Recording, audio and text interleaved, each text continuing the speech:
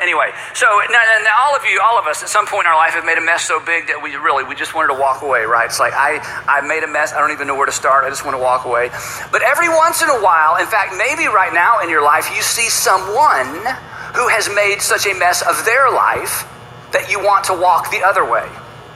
That you look at the decisions they're made, you look at the decisions they're making financially, relationally, with their health, whatever it might be, and you see they're making a mess of their lives, and there's something on the inside that says, hey, I should ask some questions, I should get involved, but it's so messy.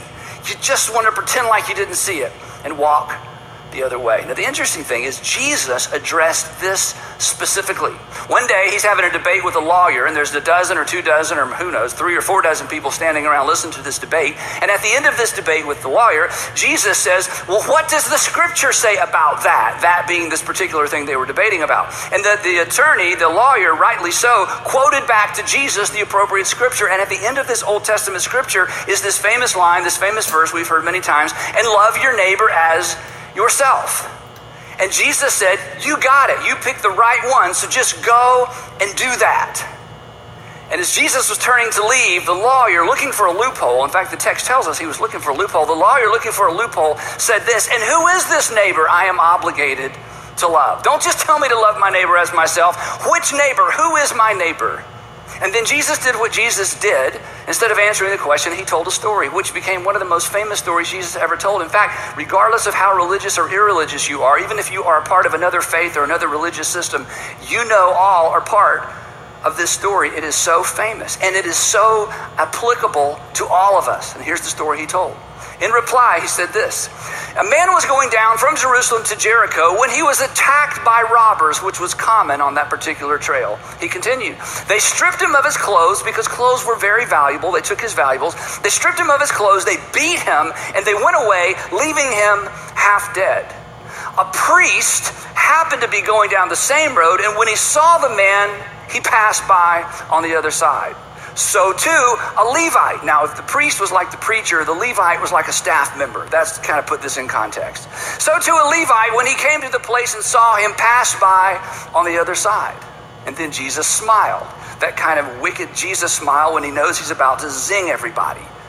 And he said, but a Samaritan, and I think Jesus paused. Now, half the audience thought, well, there's no way the Samaritan's going to stop because clearly the guy on the side of the road's Jewish, and the Jews and the Samaritans don't get along. The other half of Jesus' audience went, there goes Jesus again. He's about to make the bad guy the good guy. He's about to make the villain the hero. I bet the Samaritan turns out to be the one that saves the day because that's how Jesus told stories.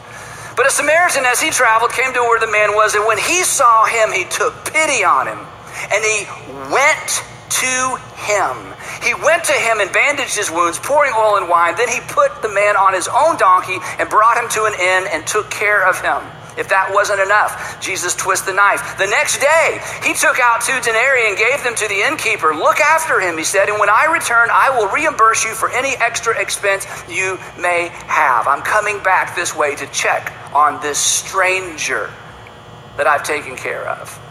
And then Jesus turns to the attorney and he pulls out of the parable and he says to the attorney and to the audience and perhaps to all of us, he asks a question.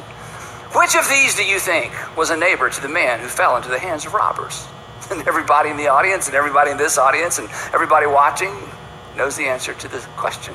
And the expert in the law replied, the one who had mercy on him. And then Jesus told him and them and us, go and do likewise. Go and do likewise. Easier said than done.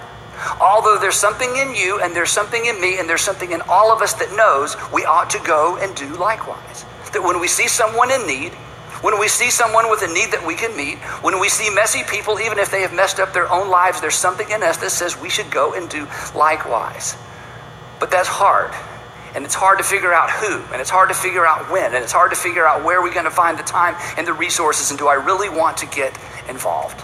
So to help us sort through the complexities of go and do likewise, I have invited one of my good friends and a friend to all of our churches, Dr. John Hambrick, to have a conversation with me. Would you please welcome to the stage